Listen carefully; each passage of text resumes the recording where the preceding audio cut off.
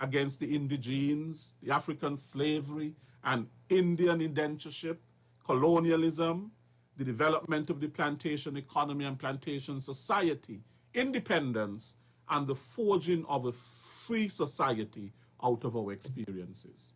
That really defines us. Our experiences, more than anything else, defines us, because we know in the Caribbean, we are diverse. There are different cultures. Even though it's one Caribbean, some cultures are very different. We have different languages. And that is all because of the people who came, the Europeans, the French and the Spanish, and the English, and the Portuguese, and the Dutch, and so on. And so the Caribbean is really a melting pot. And it is out of that, the Caribbean community, CARICOM, has to operate. So,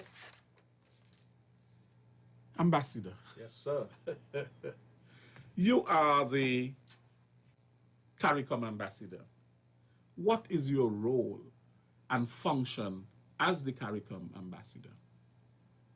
Well, that's why let me first say that I want to thank you for having Mr. Berridge and myself here this afternoon.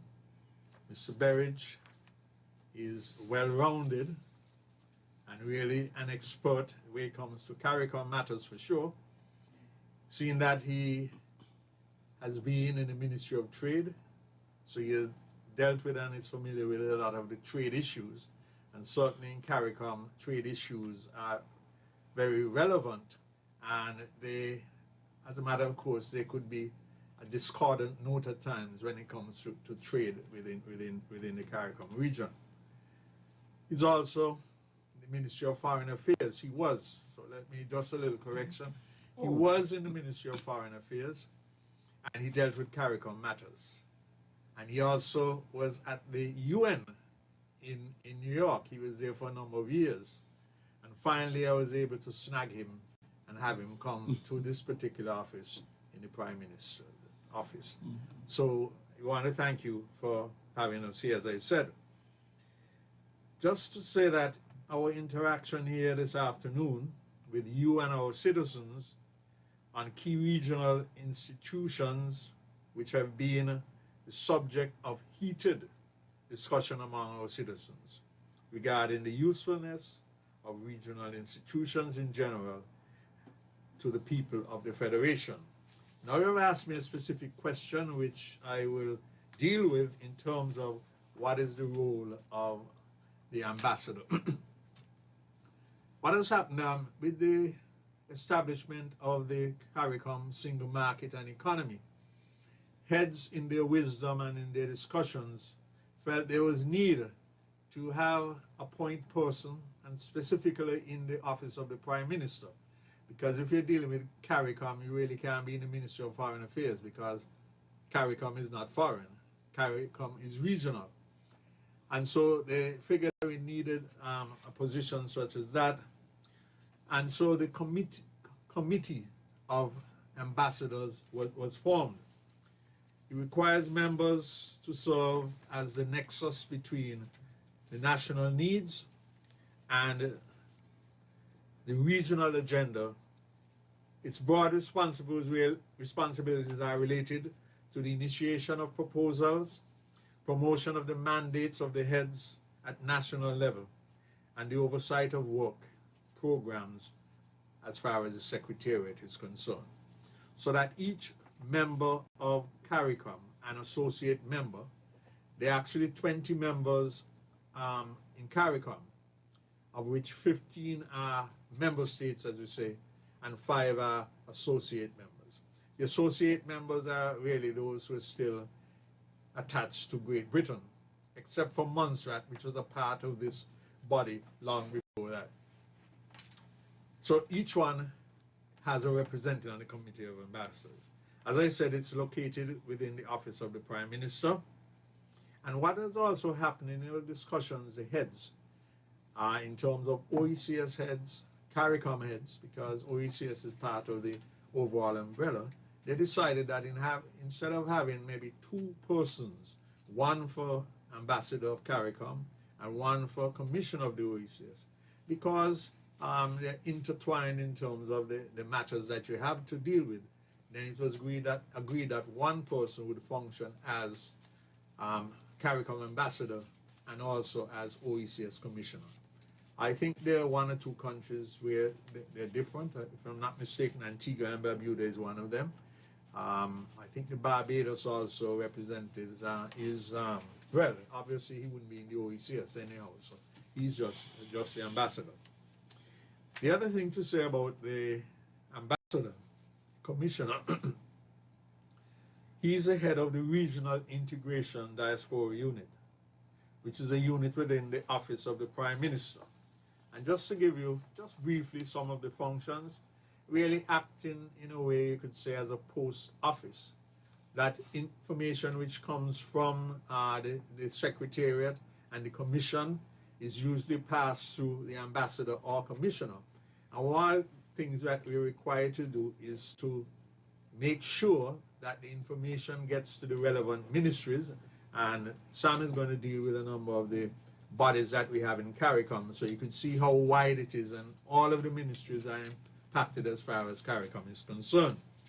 And that is to ensure that the relevant ministries have the information, they give the national responses, and the most important thing is deadlines. I think we and most of the member states have been guilty in not meeting deadlines.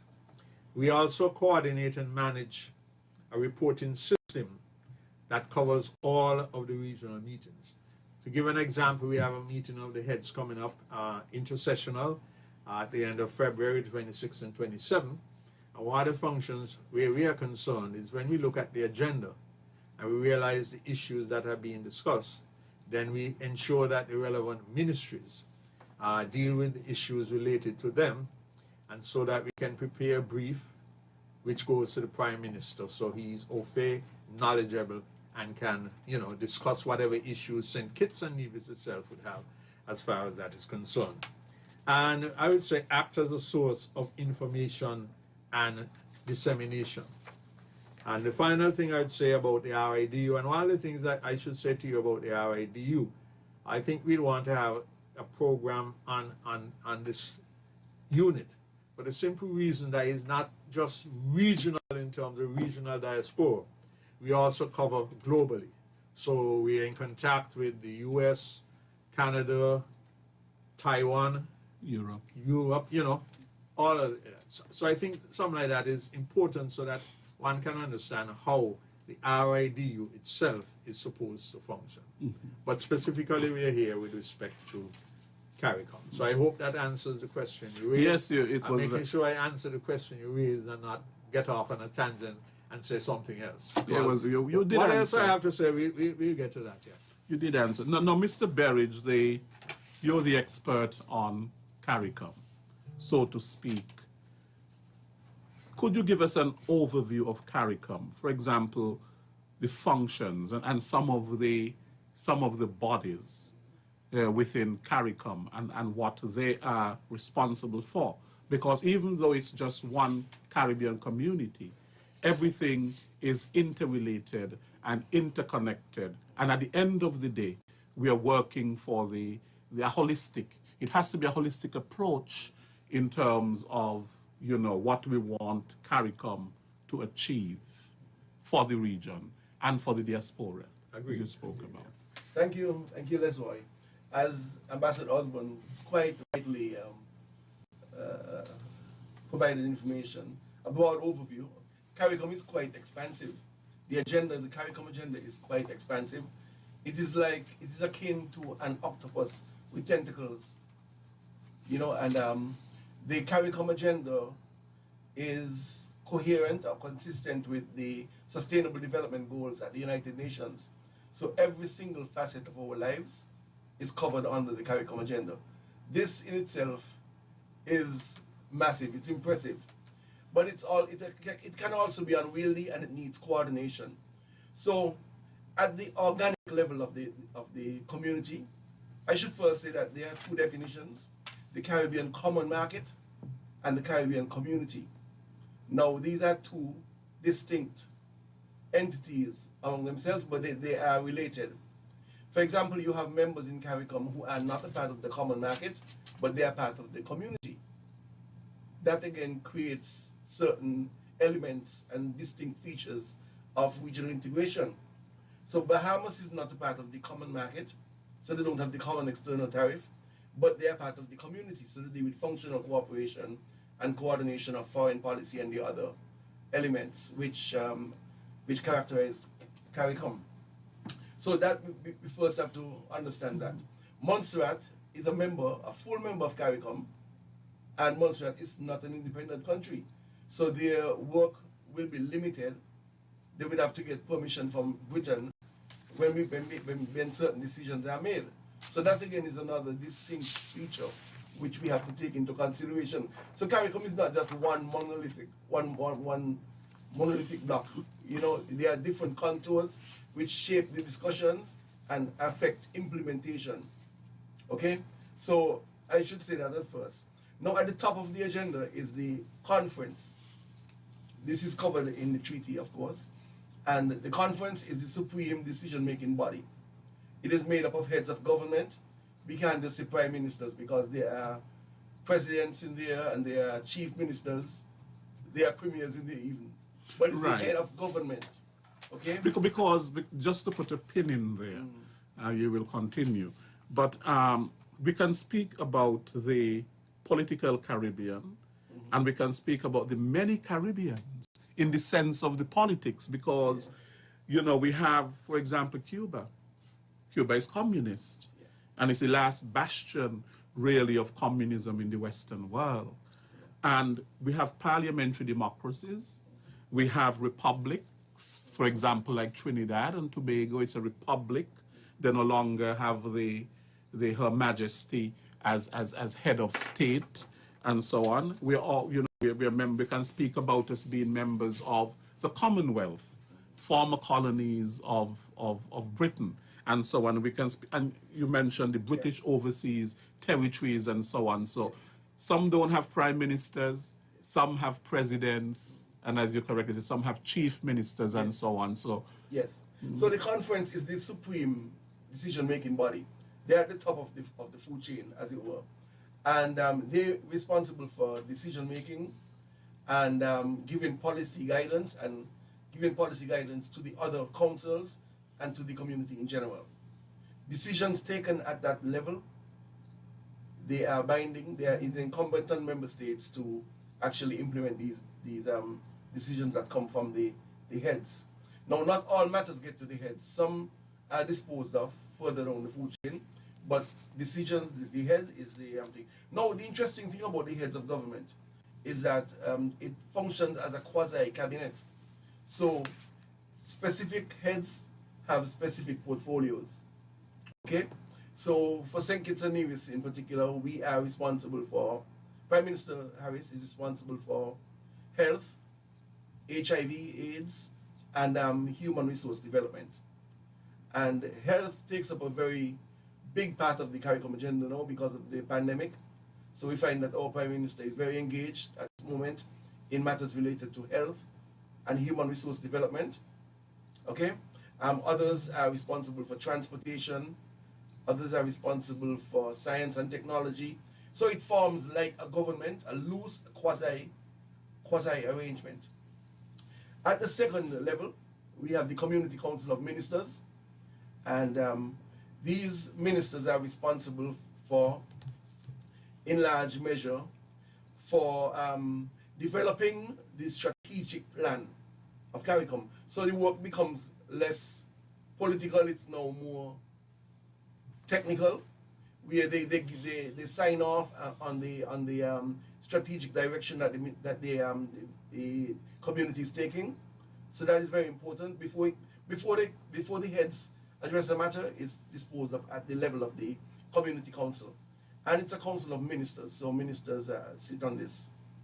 Normally, the minister responsible for CARICOM affairs sits on this council, but any other minister appointed by the Prime Minister can sit on this council. After that, there are a few other councils, the other organs. Sorry, there is the the Council for Trade and Economic Development, which is a very large council. They deal with trade, economic development. So that rubric covers a whole lot of ministries. Trade, of course, development, you have matters related to science, environment, a whole lot of other matters fall under that rubric. Customs, you know. Then there's the Council for Finance and Planning, and this deals with macroeconomic planning and planning. So anything to do with fiscal policy and these matters fall under the COFA, Council for Finance and Planning. Then there's the Council for Foreign and Community Relations, COFCOR, that deals with foreign affairs, United Nations. It deals with community relations as well. So you'll find that matters such as electoral observer missions would fall under the community relations rubric of the COFCOR. Signing deals with other countries, voting for countries, for candidatures, all of these matters fall under the COFCOR. And that is a very important role because, as you can appreciate, foreign affairs is viewed as a lever for bringing investment and development to the country. We actually engage with other countries with a view to accessing aid for the country. Our relations with Taiwan, our relations with all of these countries fall under the rubric of the COFCOR. Okay? Now, there is also the Council for Health and Social Development, COSAD. Obviously, this deals with health, it deals with education, it deals with labor relations, it deals with all of those considered the softer parts of economics, you know, and society. So the Council for Human and Social Development. Then there is the Council of National Security and Law Enforcement. This is a later one. This was not in the treaty, but it was added after crime and security became such a major issue in all the member states. It was decided to have a council, a distinct council, dealing with this matter. Okay, so we can see these tentacles actually touches on. Now there are some sub-tentacles. There is a bodies of the community, for example, the Legal Affairs Committee. If you're going to deal with a matter, you have to make sure that it's legally kosher. So it has to go through all of the attorneys general and the Legal Affairs Committee and something we call the SOLAC, senior officials of the Legal Affairs Committee. These are all the Queen Councils and all of the legal luminaries. They deal with the issues because a head can make a decision and we find that it can't be implemented in member states because there's a problem with the law. It might violate constitutional provisions. So this again is a distinct body of work which has to take place. So we are now getting an appreciation of the hefty agenda of CARICOM. Okay? Now there's the budget committee. CARICOM cannot operate without money. So each member state has to contribute based on an agreed formula. They have to contribute to the upkeep of CARICOM, the cost of regional integration. And many times we ask for CARICOM to do this and CARICOM to do that. We have to consider the fiscal implications of, the cost implications of having a new measure. Okay? So that's the budget committee. Then there is the Committee of Central Bank Governors. There are about 6 central banks in the Caribbean. Okay, there's the Eastern Caribbean Central Bank, there's the Barbados Central Bank, there's the Jamaica Central Bank, Trinidad and Tobago, Guyana has one, Suriname has one, Belize has one. So all of these distinct entities have to try to the greatest extent possible to harmonize their policies and their procedures. Now that in itself is problematic because we have different currencies in CARICOM. Guyana, for example, is about $220 to $1 US. Jamaica is about about close to $200 to $1 US.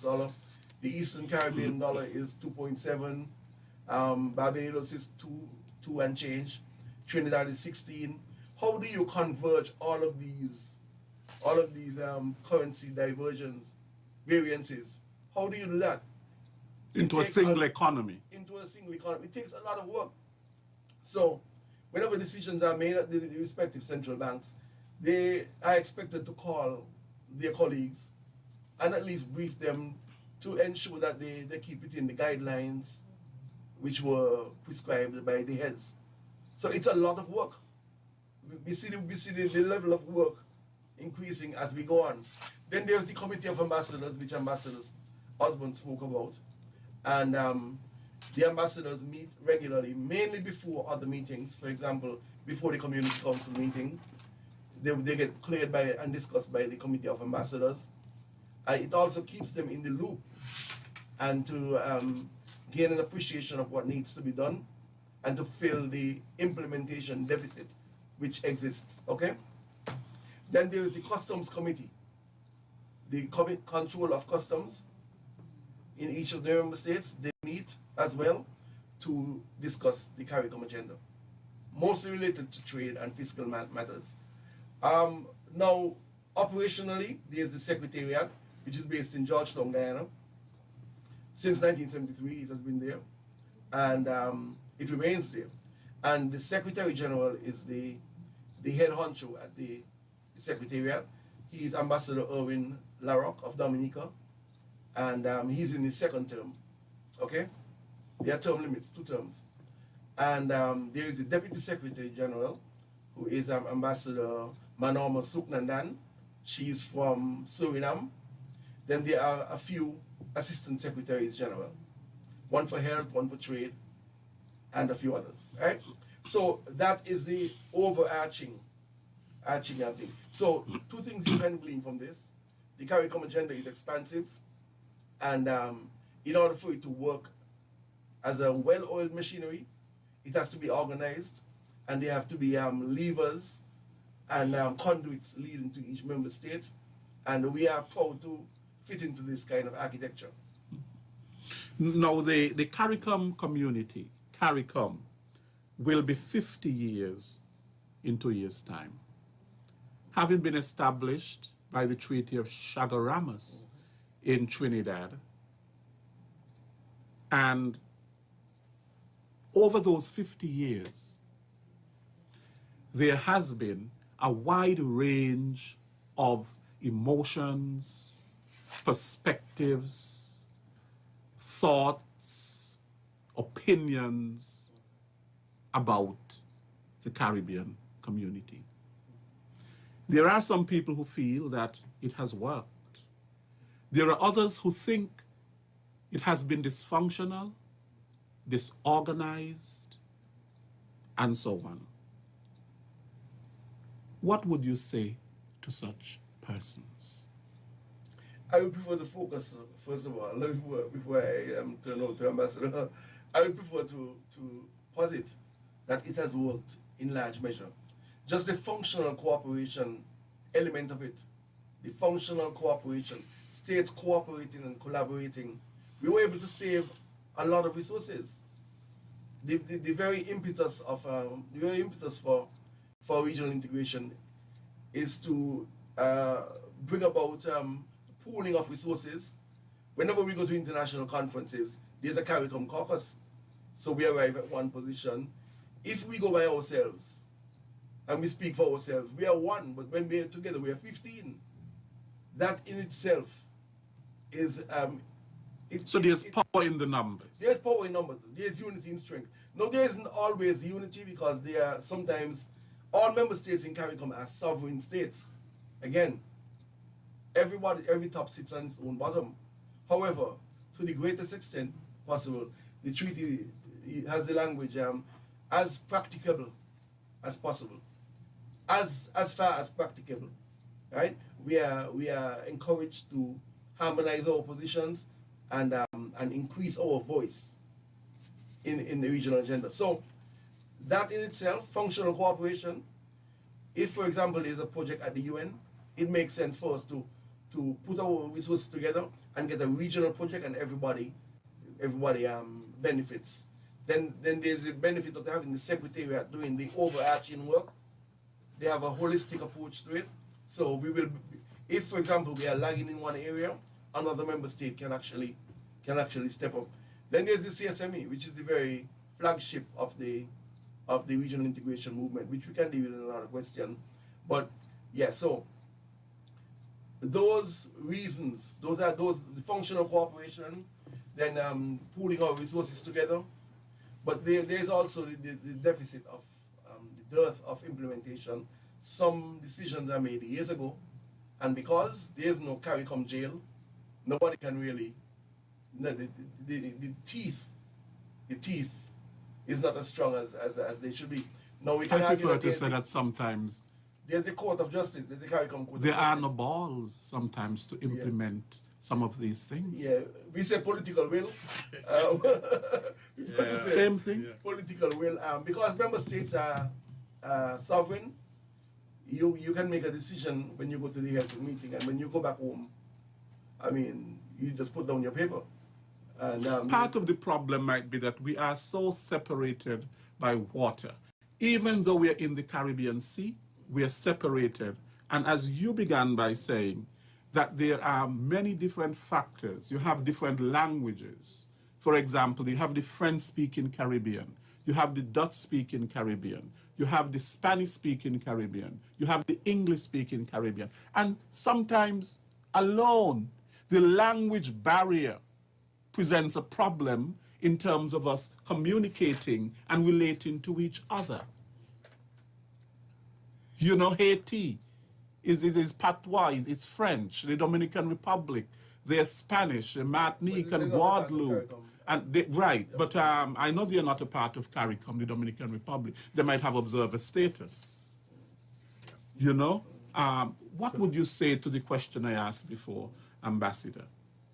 In terms of the perspective, because at the end of the day, Ambassador, we have to speak about Caribbean existing, and it only exists because of the impact that we want it to have on the lives of Caribbean people. Because there will be no Caribbean community. The people are the most important in the community. We are the human resource. That's why, you know, it's good you have raised this question. And I think part of the problem has to do with us. I'm talking about us in terms of St Kitts and Nevis. A lack of knowledge is a terrible thing.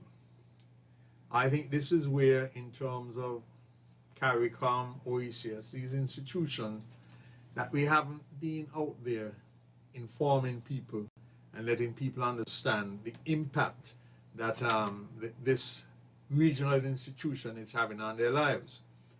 I suppose at some point we'll get to that vexing question that people have in terms of free movement of people.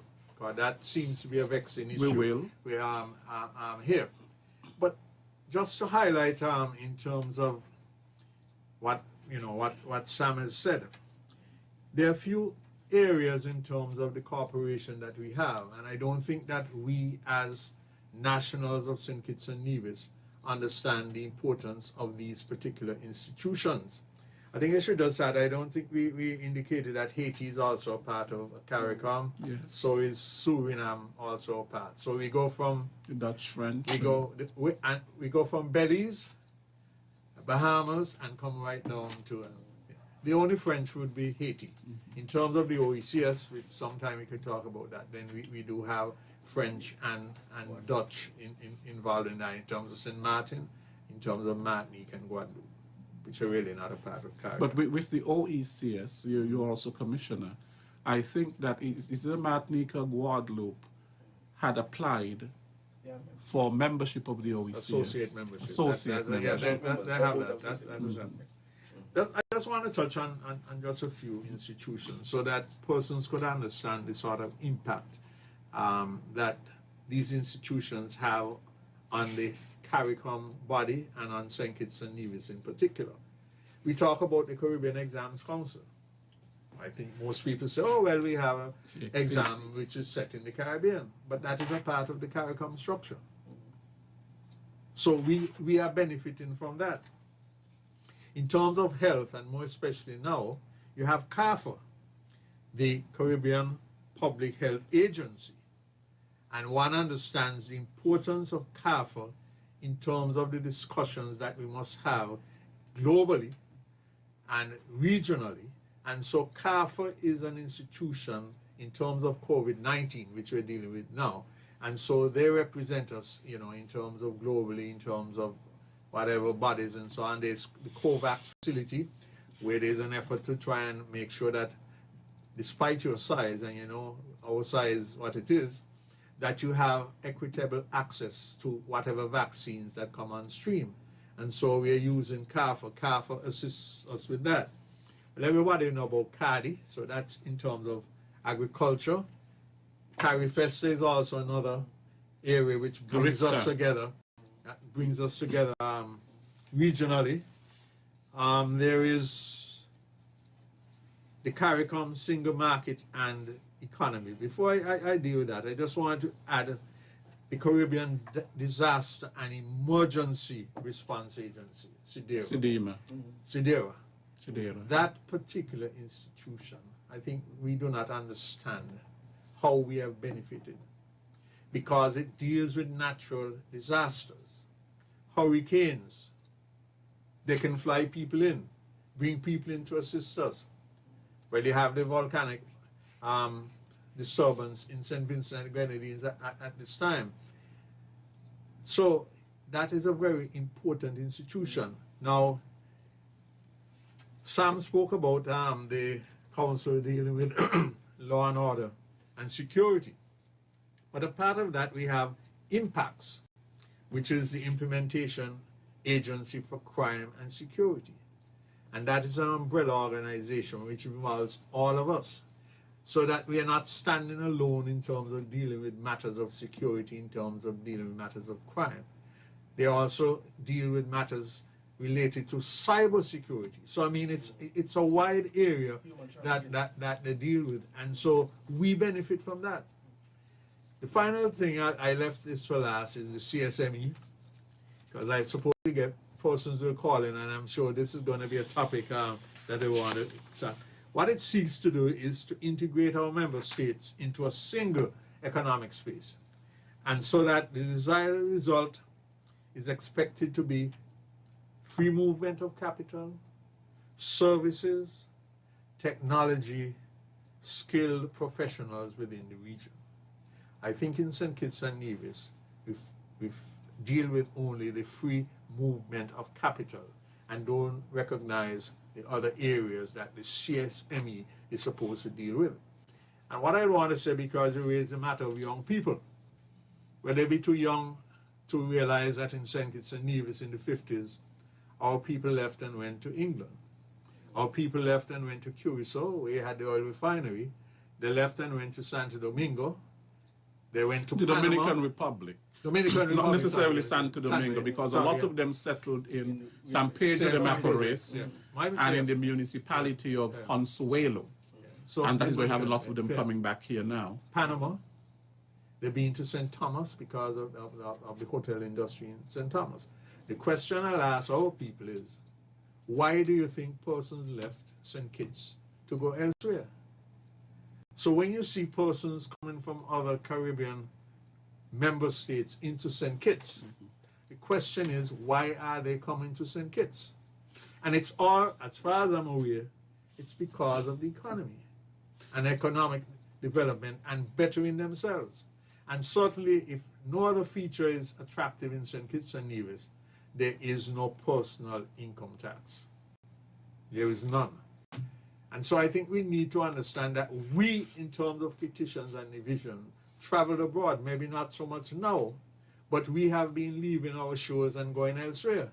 I think we have to understand that, as the Prime Minister says, we want to make St. Kitts a garden of, St. Kitts and Nevis a garden of Eden.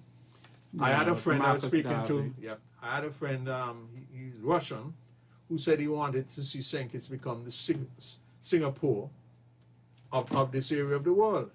And I think if you really look at what is happening in St. Kitts and Nevis at this time, just look at the total picture. I think one can agree in terms of economic development, in terms of the strides we've made economically, that well, not necessarily ensures, but that really facilitates people coming to our shores better themselves. You know, so I think it's something that it's wider than just saying that all these member state persons, well, Jamaicans, Guyanese, and so on are coming. But we have to recognize, do we want an economy that is vibrant, that has been in the black for these past 6 years? Is that the economy you're looking for? So that people will come here. It means work is here. Work is here. It's a matter of us, in terms of our nationals, being prepared to go out and do the work. Yes. You know? And you indicated, Ambassador, that people have always moved within the Caribbean. We are a migratory people. And at the same time, we can speak about those push and pull factors why people migrate. And one of them you mentioned is that people are coming here because they're drawn to economic betterment, bettering themselves, greener pastures, because we are doing well. Before, we were not doing so well, and people had to go. There were push factors that pushed people away to the Dominican Republic and to Panama. Maybe they work on the canal and so on. They went to look for work. And now we are seeing a sort of reverse where we have the people from the Dominican Republic. Instead of us going there, they are now coming back here. Mind you, they had families and so on, and some of them have rights and roots here. But at the very same time, we have always moved. And there has always been that need for integration. And we can go back to, you know, the beginning when we started to wanting to form this regional movement, the West Indies Federation in 1958. And it crumbled, of course, in 1962 because, of course, those bigger countries always feel in the Caribbean, and I'll say that they're better than the smaller countries. When I went to Trinidad to study in 1994, I was told they used to say we are down the island, small island people, and that sort of a thing. Of course, Trinidad being bigger with more industries and better economy, and Jamaica and so on. And of course, we know the famous saying, whether it was true or not, that Eric Williams said that 1 from 10 leaves 0. That is and correct. so the As thing, a mathematician, that is correct. and so the whole movement sort of crumbled, and after it crumbled and so on, then we had another CARIFTA was formed in 1968, and then you had CARICOM in 1973.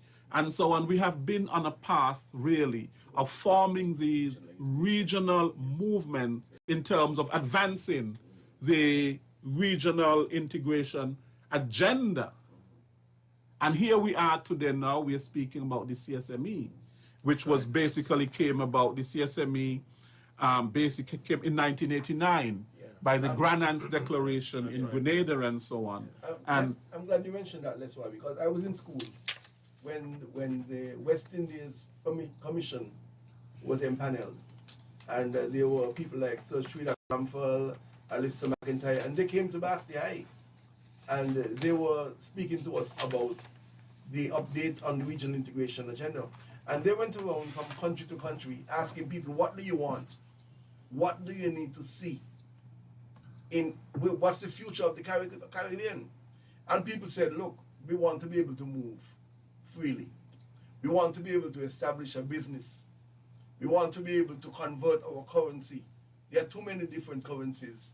Interestingly, when there was World Cup cricket, the US dollar was the currency used in the Caribbean. Just imagine that, you know? So they asked people, what do you want? Do you want to have a teacher who can hardly speak English? Or do you want somebody who is from the region who already speaks English language? You know, I mean, and so the CSME didn't fall out of the air. It did not just appear like that.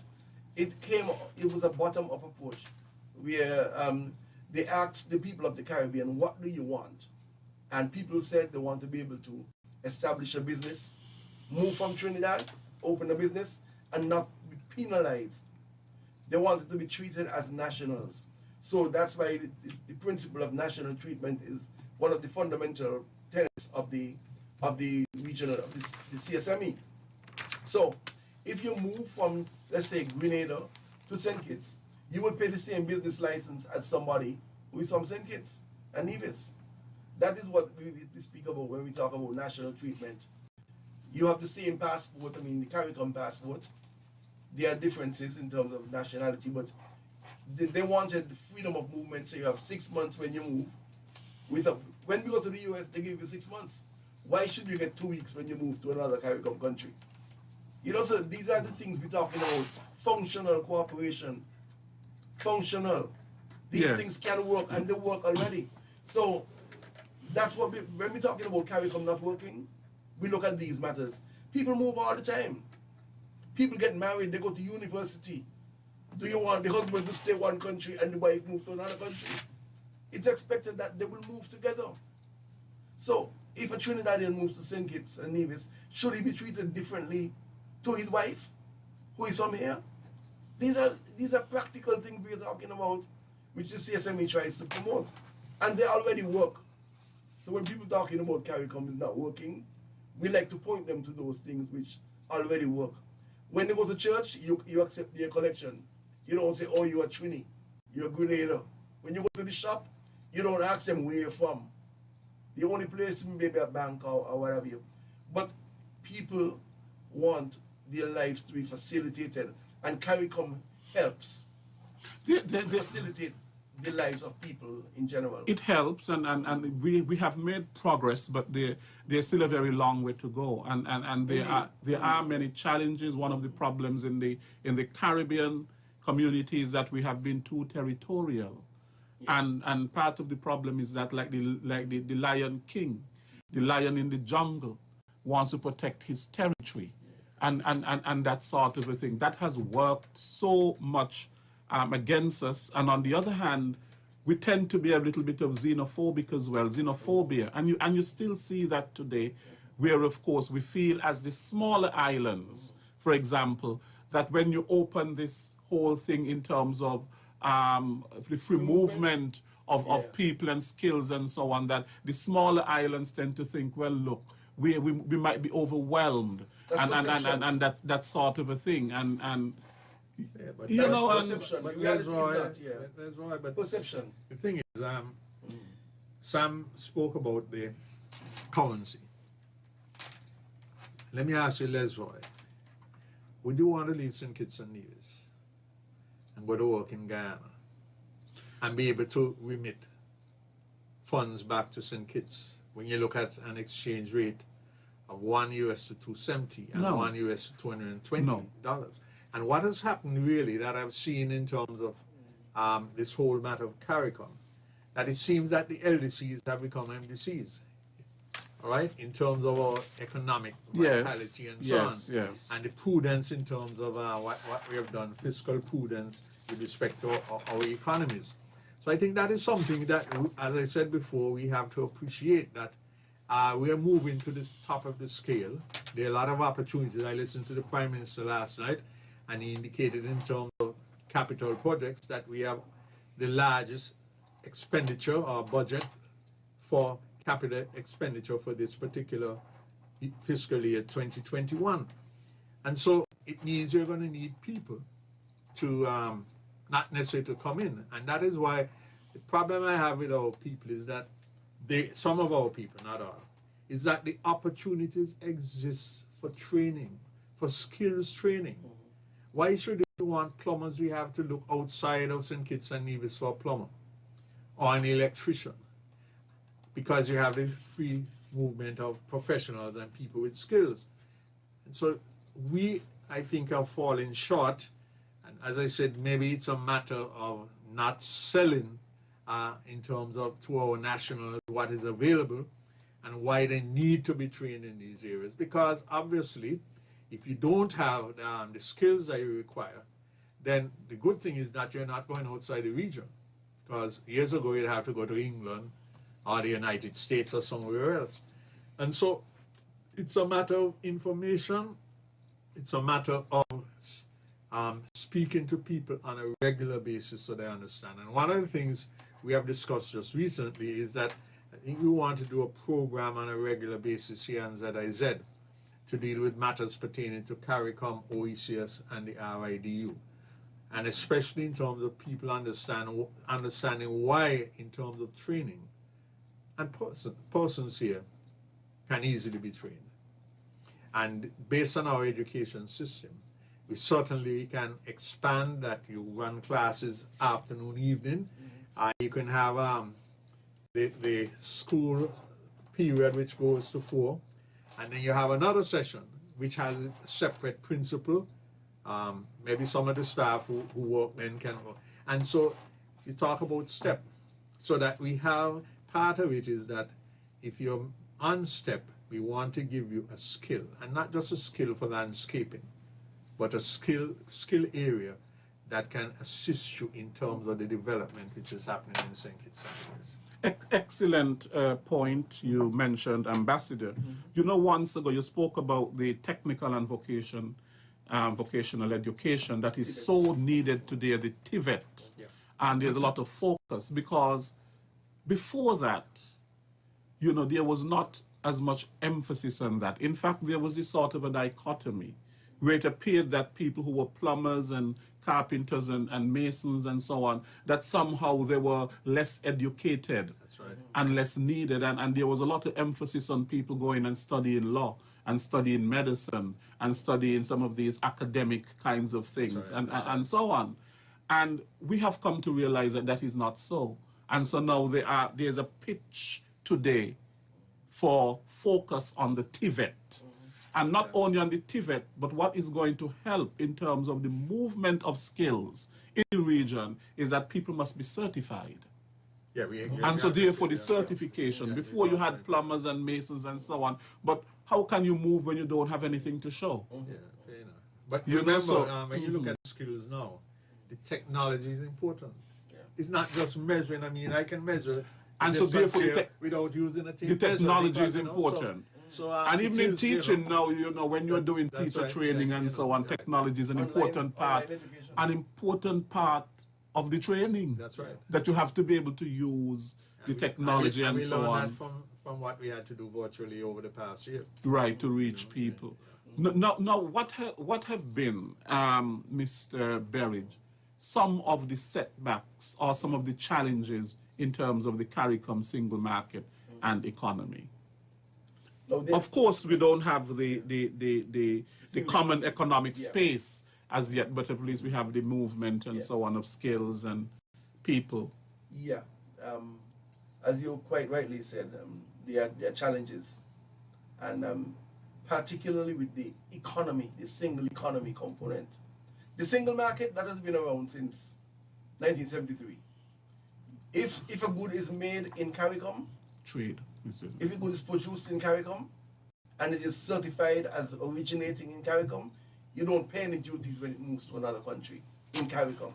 It's a common market. That has been around from 1973, from when I was a baby, right? So that there is not much problem. Now, there are some problems with movement of agricultural products and other such goods, but that, in essence, is down pat, really. You know, that it already works, it functions. Movement of professionals, that already is easy.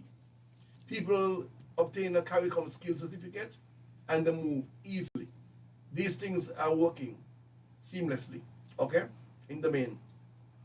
The single economy, however, because of the problems I alluded to earlier relating to the fiscal policies and the currency conversion issues, the variances between the currencies, that is posing a problem. People from St. Vincent who move to Trinidad to sell vegetables, provisions, they have a problem. They can't walk in the bank. They can't walk in the bank with the lot of Trinidad TNT money. When they finish selling in the afternoon and they're ready to get on the boat to go back home, try taking all of those TT dollars to your National Development Bank. You see the problems you have. So what they have to do, they have to hold the money, and when they go back, when they should be selling, they have to go and stand up in a line in the bank. So you see these little problems which can be worked out. So the central bank governors have a discussion on convertibility. So the Eastern Caribbean Central Bank would need to discuss with the Bank of Trinidad and Tobago protocols for dealing with this matter, because it's a very real and practical case. Yeah, because it means then we will have to, if we're going to have one common economic space, it means then that we'll have to have one central bank. Well, that is further aspirational. Yes. That is aspirational, and but I just gave you one example. Think about hairdressers. Think about people like Mercius. People, I mean, now you can encourage them to get a bank card, but figure telling a farmer to go and get a bank card to deal with that when all the concern about is just getting the cold cash. And but the single economy is supposed to facilitate these things, because what we want to facilitate is people moving and moving about. Then there are other areas, for example, investment promotion. Yes. We have our policies in St Kitts and Nevis. We keep them a secret, because if you tell the other member state what you are doing to attract investment, you have a fear in that they will try to implement those same policies like a trade secret. Sam, I hear you, but you know, you can't keep anything a secret. Well, so, I mean, if you try put it out there, as you would. If you put it out there, it is out there already. I mean, if you take our CBI, you understand what the situation is there, but that is more in terms of OECs, in terms of discussing that. But I take your point. But how do we get a CARICOM central bank? Right, and so my question to both of you is that, do you think that the one common economic space will ever be achieved? Not in my lifetime. it's aspirational. Well, I never give up. I'm the eternal optimist, right? I believe if through diplomacy and functional cooperation, you do up a matrix, you put all of the low-hanging fruits, those that you can get right now, 3 years, 5 years, 10 years, and then increasingly, in 2003, 2004, I remember the list of things that member states had to do was like 20 pages long. And it went through with a fine-tooth comb, immigration officer, what they have to do, I mean, opening the bank account, and all of these things are achieved now. Yeah. You know, so you have to organize your work with realistic timetables. They have to be realistic. They don't sound good. They have to be realistic. And then the technical people will tell you the realistic time in which you will. But it's a mammoth task. It's a mammoth task. Herculean. It's a Herculean task. Let's be real. CARICOM doesn't have a vote. The member states, they have people who vote for them. Yes. Fine, it's good to be under one umbrella. But in the final analysis, you have to provide the kind of incentives, etc., because your people vote in your country. Yes. So there are times when, yes, they might agree, but when you get back home, you see the difficulty in terms of implementation, and one has to face that fact. So not because some of the things which were agreed upon at the CARICOM level can be implemented when you get back home. It's an ideal, and but you recognize the difficulties you're going to have, and so I don't see this happening in a while, because in the final analysis it comes back to home base.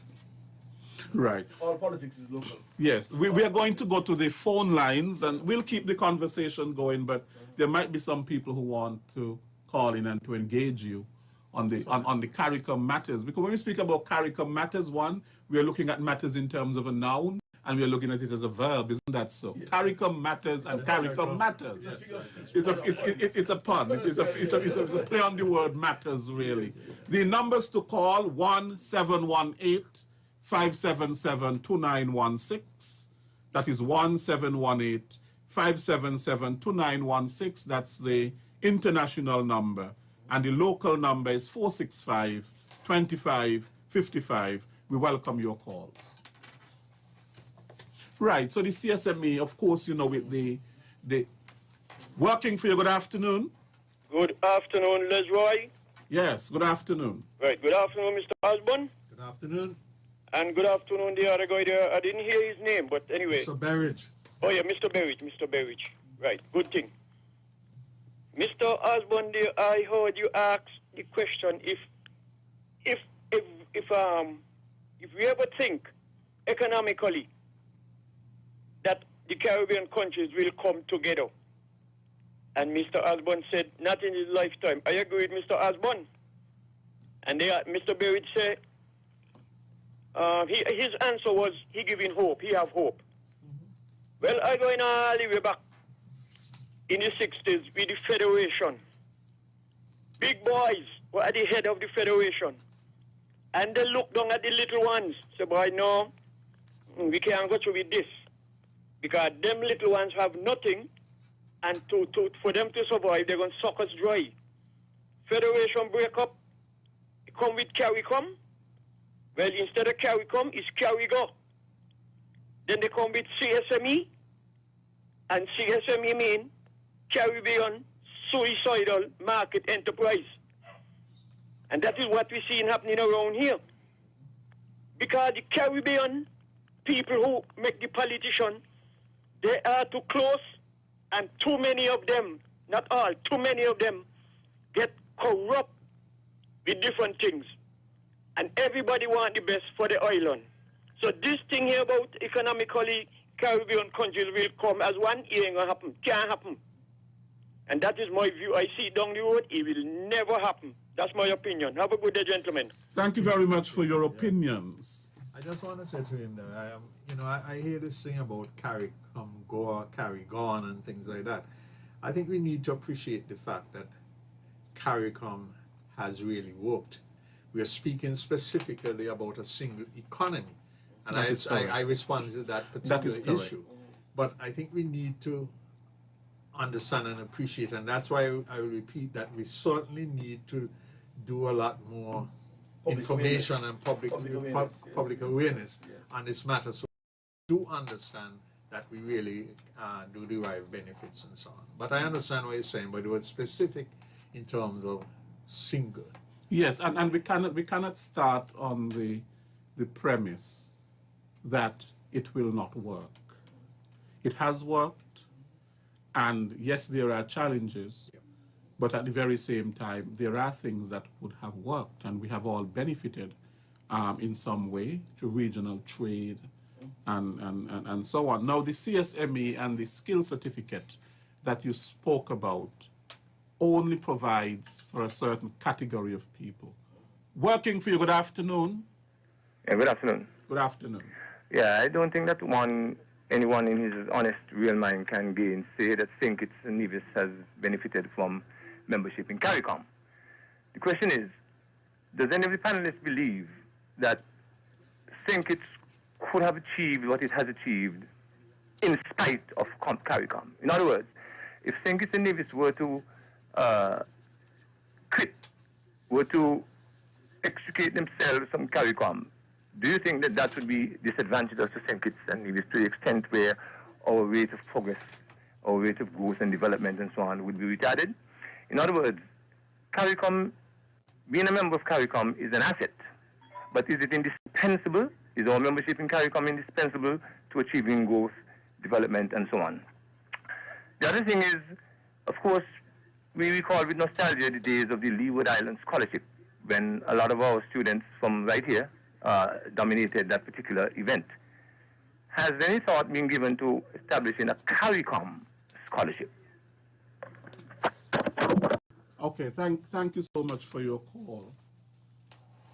Right, would anybody like to answer I don't know, I can't answer the last question, but I think, you see, we as I said, this whole perception, we have to find a way how, because perception sometimes becomes reality. St Kitts and Nevis has a population of 50,000 people. Small. You talk about the CARICOM, 16 million people.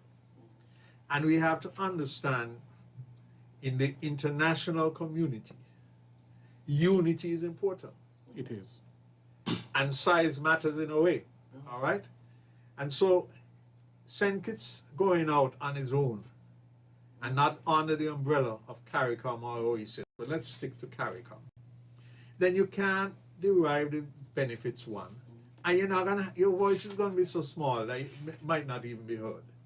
And so we need to appreciate the fact that being in CARICOM has not been a disadvantage. And I think that is what we think here in St Kitts and Nevis. And I outlined some of the institutions that we are part of, CDERA, CXC, and so on. Well, we'd have our own St Kitts Examinations Council. Then who will recognize the qualifications that people get if it's a St Kitts exam only? So Yes. Ambassador made that's a really good point, you know. That's a very that's a very important point, because you have to consider the benefits of regionalism. In fact, all around the world, every single small state is a part of a regional entity. Based on this one assumption, based on this premise, you cannot do it alone in the global economy. The global economy is fierce, it's hostile. Right. There are tariffs. There are tariffs which protect you, and there are tariffs which can stand against you. So if you want to trade, you have a problem. Now with the common external tariff, you have 15 members, and we create a single space. It's like in Jamaica they say dance a yard before you dance abroad. Yes. Right? You actually create critical mass in your country. For example, if we didn't have CARICOM, whenever persons from, let's say, India want to come and teach, it would be more difficult for them to come than for somebody from within the region. Okay, it frees up the skills of people. The cost alone, of course, the cost alone will be exponentially higher. Yes. You know, so, and we can give you a plethora of examples. Yes. So there is that view out there that we will be better off. Yes. I am not convinced. I don't see the evidence. Yes, there has always been this complicated relationship between regionalism and globalization. Additionally, what we are seeing today, and we were seeing it in the US, and we've seen it in Europe, we see it with Brexit, separating itself from the European Union. This whole thing of nationalism, and you know, so therefore there has been an emphasis on nationalism, unilateralism, rather than bilateralism and multilateralism. And so therefore we've seen it also in the Caribbean. We've also seen it in the Caribbean. We've seen it, you know, on the national level. We've seen the smaller islands speaking about that they're wanting to secede. Our history tells us that here in St Kitts and Nevis, at one time, Nevis spoke about, and they did have a vote. I remember being in Nevis at the time. I was a seminarian at that time. And, you know, they didn't win that vote to secede from the Federation. We've heard the talk as well in terms of Trinidad and Tobago. And there's Antigua and Barbuda. And it has always been about power relations and about how resources are being shared between both islands. And it seems like the bigger island is always trampling on the smaller one. And in some cases, it has been the truth. You know, so you get one fire truck and you give the old one to the smaller island and all that sort of a thing. There needs to be, you know, a better relations, dialogue and so on. And we have seen better relations between St. Kitts and Nevis with this administration. If you take Canada, yes, there's special provisions for Quebec because it's French speaking. Yes. So in terms of St. Kitts and Nevis, we should recognize that there must be special provisions for Nevis because it's the small of the two islands. That is correct. All right, we need to understand that. And I just say one other thing on this matter. Could you imagine, in terms of looking at the COVAX facility, where you're trying equitable distribution of the vaccines which will become available? We go with 50,000 people? They laugh at us. Yeah. They will laugh at us. So, you know, there's so many things. There's strength in unity. United we stand and divided we fall. But a lot of times people people basically don't see it that way. And I suppose that that is the sort of philosophy that that gentleman who called in really was subscribing to. He didn't really put forward any sort of an evidence. While he spoke about St Kitts and Nevis not really benefiting anything from Caribbean, he didn't say A, B, and C, how St Kitts has not benefited. Right. He went on to make a lot. He had some premises, really, that were disjointed from each other. And in the end, the conclusion was not sound. That's right. That's right.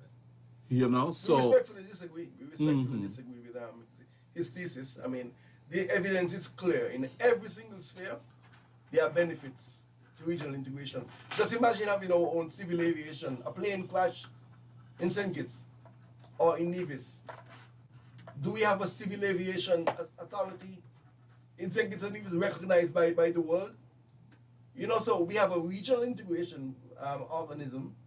We have two, in fact. We have the ECCA, which is OECS, and then we have the CASAS, which is in Jamaica. You know, so yeah, and we have benefited because I'll say one thing to that gentleman.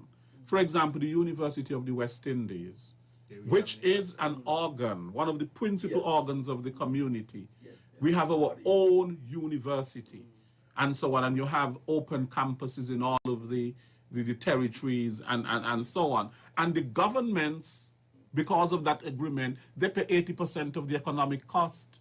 Students only pay 20%, and so therefore the people in the Caribbean are benefiting from this whole thing, which is really an agreement among the Caribbean community and so on. So to say that we benefit nothing, you know, is a real stress. It is a real... Respectfully, we disagree. Yes. And then, of course, Ambassador, I wanted to get to you because I know you're wearing more than one hats, you know. You spoke here about 3 hats. You're head of the RIDU. That's right. You're also the ambassador to CARICOM, and you are the OECS commissioner. And the OECS as a body itself, the countries really are within CARICOM. It's a smaller subset.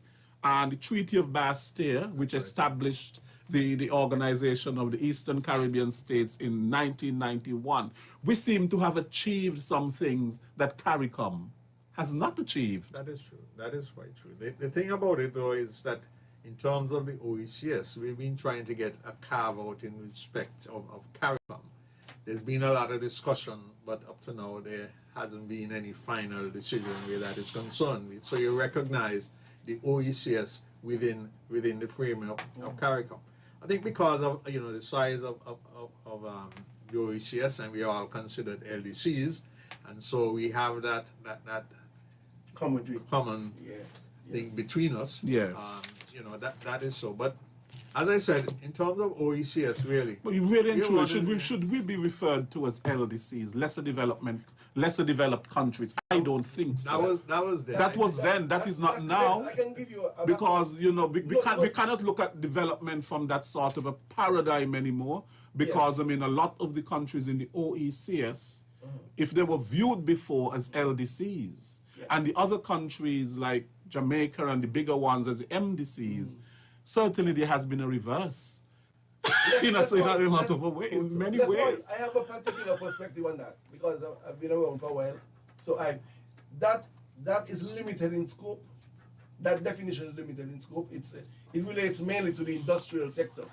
If you drive along the highway in Trinidad and Tobago, in Port of Spain, you can see the amount of number of industries that they have there. In Jamaica, Spanish Town, same thing. We could never achieve that level. So it's limited in terms of trade, in terms of trading goods. That is correct. But in terms of human development, we are better than many. We are as good as any and better than many. So the treaty, this is a trade. It's a trade based, really, trade-centric. A trade-centric. So that definition really relates to trade. Now I would like to reserve it because there is Chapter 7 in this treaty, which is just for disadvantaged countries, regions, and sectors. And St. Kitts and Nevis falls under that. And there are certain protections, affirmative action, which we don't want to throw away. You don't want to throw away the baby with the bathwater. So we would like to reserve these. So I am one who holds the view that we need to concentrate less on the nomenclature and let's look at the substance, let's look at the meat. Because they're saying that we are less developed, that doesn't mean that we are less than them. You know? Yeah, I think you know something. We have to move away, Mr. Berry, from a lot of these development paradigms terms and so like third world country. What is really third world about I don't us? use that. That is derogatory. It's very derogatory. Developing and developed countries. You can say develop and developing. Country. You know. In the context of CARICOM, I don't equate less developed LDC to third world, because it's limited in scope. It speaks about the industrial development. If you see how many industries Trinidad has, we cannot get to that level. And it works in our favor too in terms of contribution. How much we pay. It doesn't help. It doesn't help these things because we're moving away from that. The bigger islands within CARICOM and so on, Jamaica and Trinidad, it was very, very derogatory. They referred to us as down the island countries and small countries. We cannot operate like that if we say that we are one Caribbean community. Well, it's our job. It's our job to educate them and show them that. I suppose one of the things we can do is to change the nomenclature about LDCs and MDCs, recognizing in terms of the smaller member states the need for continuing improvement in terms of development. But certainly in St Kitts and Nevis, we don't have the population to have the kind of manufacturing and industries. We don't. It's just like I mentioned the other day, Ambassador, when I was here last week with the Ministry of Public Infrastructure. And I had a friend who had come to visit me here in St. Kitts, and they said, we don't have any traffic lights from Jamaica. We don't have any traffic lights. And, you know, that is so backward. But at the very same time, there was no need for traffic lights. Now there's probably need for traffic lights because you have traffic lights when there's need for them. You just don't mount traffic lights like that. And traffic lights are not really any sign of real development or anything like that. They have a lot of roundabouts there in Barbados. We're there now with roundabouts. We're now there with roundabouts. And now we have traffic lights. You know, because there has been, you know, this growth, such a great growth in the number of cars. It is not. It is not. But sometimes we have wrong perspectives. You know, now the CSME and the regional integration movement, what is the future for it in the Caribbean? I know that the CARICOM skill certificate, of which you mentioned earlier, only speaks to a certain category of people. Teachers, I think, and artists and university graduates automatically and sports persons. Where do we want to go? Do we want to open it to everybody? There is a built-in agenda. There is a built-in agenda, and that's the aspirational aim for the full free movement of everybody. That is why we have the CARICOM passport. Once you have the CARICOM passport, it gives you, right now it gives you 6 months, but down the road, the agenda, the Dominican Prime Minister will tell you that. He's the head person for free movement, and that is the idea behind the framers of this. We are not at that level yet. We are not there yet, but that is the general direction which we are trying to go. When for the persons who are anti-free movement, when they fall in love and they get married, or they don't even get married, they want to go to the country to visit. They don't want to be treated any less than the persons who are from the country, you know. Yes. And when they fall out now, they want the minister to report the person. That's the reality that we face right now. When you fall in love, you want it to be facilitating, but when you fall out of love, you want them to deport the people. That is something which happens. No, I suppose he's married to somebody who's not a Kishishon. I'm speaking from experience. But that's why, on a serious note now, there is the built-in agenda. So there is government procurement, there is contingent rights. So that means that if you get married and or in some cases common law is accepted, you move with your family. Anybody who is a dependent of you, they can get the same rights and privileges of free movement. That already is happening in large measure. People like Mia Motley of Barbados is a strong proponent of the concept that if a group of states are ready to deepen their integration, nobody should hold them back. You know, I mean, so if the OECS wants to go further, we should be allowed to go. Yes. But really and truly now, at the moment, everybody, you can't, it's a single undertaking. You take one, you have to take all. You can't cherry pick. Oh, we like free movement of nurses. Oh, we don't want domestics. Oh, we don't want, you have to accept the single undertaking, unless the heads decide so. But then the court will interpret it as a single undertaking. Yes. So we will still lose and have to pay a lot of money. So what Mayor Motley is saying, that member states should be allowed to move, a group of member states, not just one in rogue and say, okay, I don't like that. So they will, but if a group of member states would like to move along and advance, and this could be seen as a stepping stone to further integration among all of others. So I mean, that is gaining traction among the heads. Right, because I heard that at least one other country, of course, wanted to do the OECS. But I mean, when it really, at one point, at one time there were two. Because really, why? It is seen that the OECS is more functional in terms of these things than CARICOM. Yes. For example, with the revised Treaty of Bastille, we have free movement of people. Everybody within the OECS. CARICOM has not yet achieved that. Yes. There's only a certain category of people who are free to move. Yes. And so on. And you said that they want to go there. The aspiration is to get there, but we are not there yet. We are not there yet. When there was Cricket World Cup, it was a halcyon era for me. And we can use... It was easy to move.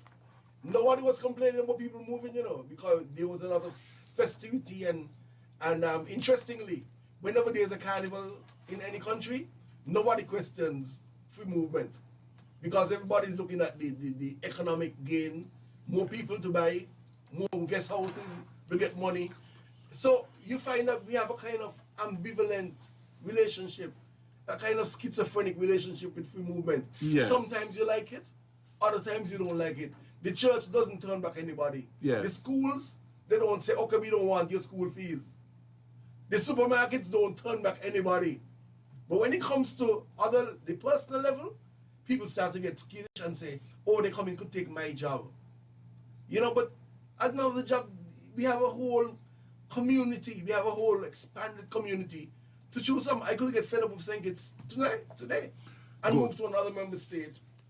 And the options are there. When I go there, I want to be treated as a local. That for me is one of the most compelling aspects of the CSME.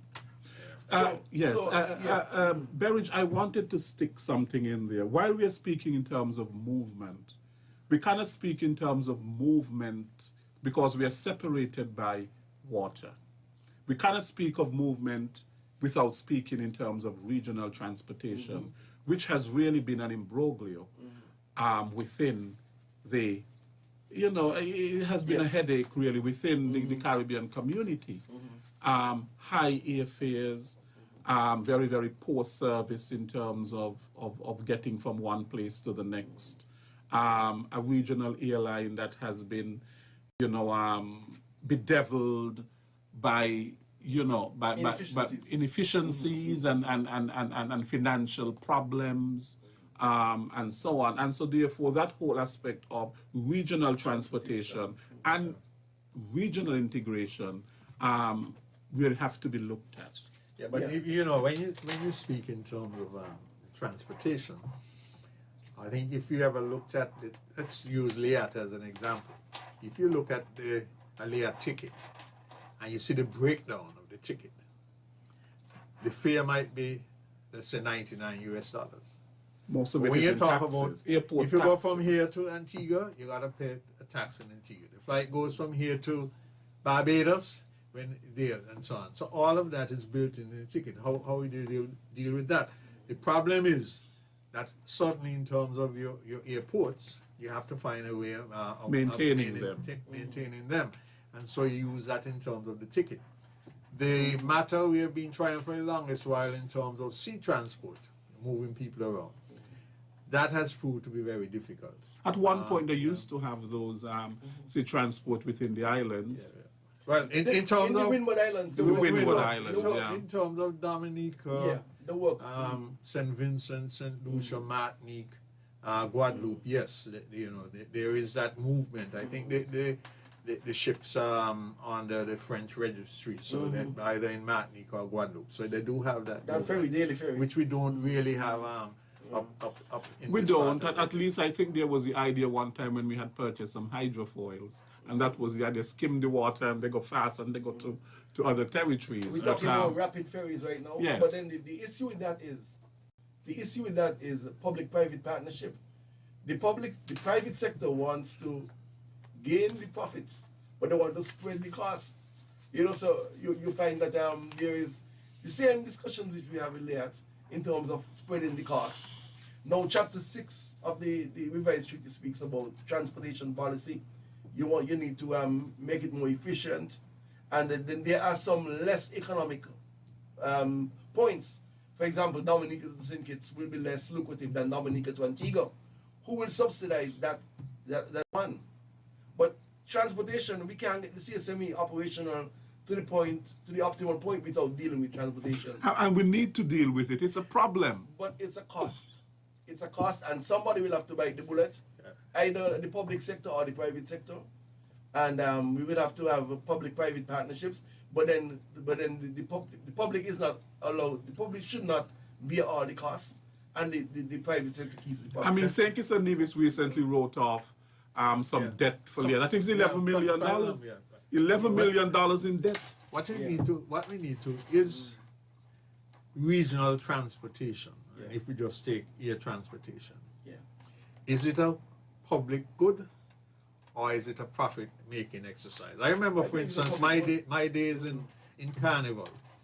I think some people don't want to look at it as an either or, but they rather want to look at it as a both and ambassador. It's a public good, and at the very same time, there has to be some profitability. If you have investors, but the point But the is, profitability can't kill the people and kill the regional integration. That's what's going to happen. It's going to kill the people. So if it's really a public good, then one has to understand subsidies that are going to be required if you really want to move persons efficiently, quickly, and so on from one point to another. So that, I think, is something which would have to be discussed. Even in terms of sea transportation, you have to look at it that way, and if we really are serious about regional integration, that is one thing that has to be really addressed within the Caribbean community. Now, we really are out of time. Basically, the time has but before yes, you're welcome to come back. But before we go, Berridge, the CARICOM has a standard, the CARICOM standard, the flag. Could you tell us basically what that symbolizes?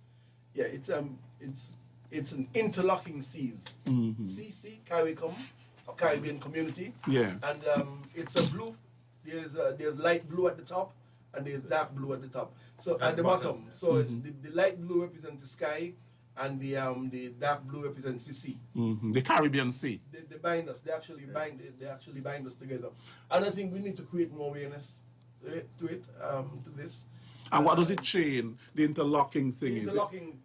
Is it a break with the colonial past? What is it? Is it a break? It's interpreted as that. There's one interpretation. Unity and a break with the colonial past. There's unity and there's a break with the colonial past. So that's why they interlock, to show that they are interconnectivities. And the green around, what does that mean? Does that represent vegetation or the lush? Yeah, the potential for advancing our economic development here. Right. The green economy. Yeah, the green economy. Yes. And we also have the blue economy. Yes. We have two sets of blue. So the lighter blue is the sea. We speak about the blue economy, really. That's another issue which, which is very important. The fishing and all of that, and territorialism and all that sort of a thing that's going on. And then, of course, Cuba and I see that CARICOM put some statements out recently on the U.S. Branding Cuba. Yeah. Cuba as a terrorist state and all these kinds of things, We have to, if we alone make that statement, we put ourselves out. The ambassador could easily call us, but if we say... You have to go as a group. CARICOM has to, yes. They can call 15. Well, we have CARICOM has condemned it. I mean, they've Yeah, actually consistently. given a statement just recently Right. on the matter. But as I said, Lesroy, I think it's one of the things you might have to consider in terms of future discussion is really the OECS, because we are so closely intertwined and there's so many things which are happening in terms of the OECS that I think it would be instructive for our Certainly. listeners, to get a feel for what is happening and why such a Certainly. integration movement is important. Certainly. As I said, there's one other thing, and the regional integration diaspora unit, because as I said, Yes, it's and- not region-wide. We have gone beyond the region and looking. How long has this internationally. been set up, the RIDU? That was 2013, was it? Somewhere there. Okay, It so, was, yeah, so I- you're about 8 years. Okay. Yeah, but and- the ambassador, this is the first time we have a dedicated ambassador. Since 2016, it's the first time we have an ambassador who comes in every day, yes. who is not, for example, who doesn't hold a substantive post outside of that. So we have a dedicated ambassador. We want the public to know that there is a dedicated office. They are located at the Sands Complex at the Yes. moment. Yes. And so since 2016, there's been a dedicated ambassador position. Before, it was somebody else who had another substantive post, and the CARICOM ambassador was part-time. But now, there is definite wisdom in having a dedicated position. And since August, we have had additional support for the ambassador. Okay, well, I want to thank both of you. We're really Thank out you of very time much, and we yes. have to I go. understand, yeah. Mr. Samuel Berridge, I mentioned earlier that you were Ministry of Foreign Affairs and was corrected. You are now the Assistant Secretary in the Office of the Prime Minister with working with the regional integration and the diaspora unit. And And of also course, Your CARICOM and Excellency, OECS the matter. CARICOM Ambassador, OECS Commissioner, and Head of the RIDU. You wear many hats. Thank you so much for coming today and being on working for you. I think that, we need more programs like this to educate our people in terms of these regional integration bodies, the movement, and in terms of what is happening and how we are benefiting That's important. as small That's island benefit, states and so on. Because in the absence of information and education, sometimes people ignorance. Where ignorance is bliss, it is folly to be wise. That's right. Thank you so much. Thank you very much, Lesroy. Right. Thank you. Thank you very much to all of our listeners and all our callers to today's program. We have been discussing matters pertaining to CARICOM. Next week, we will be back with another edition of Working for You. Until then, I am Lesroy Williams. Take care. They added another edition of Working for You here at WINN FM 98.9. Up next, we got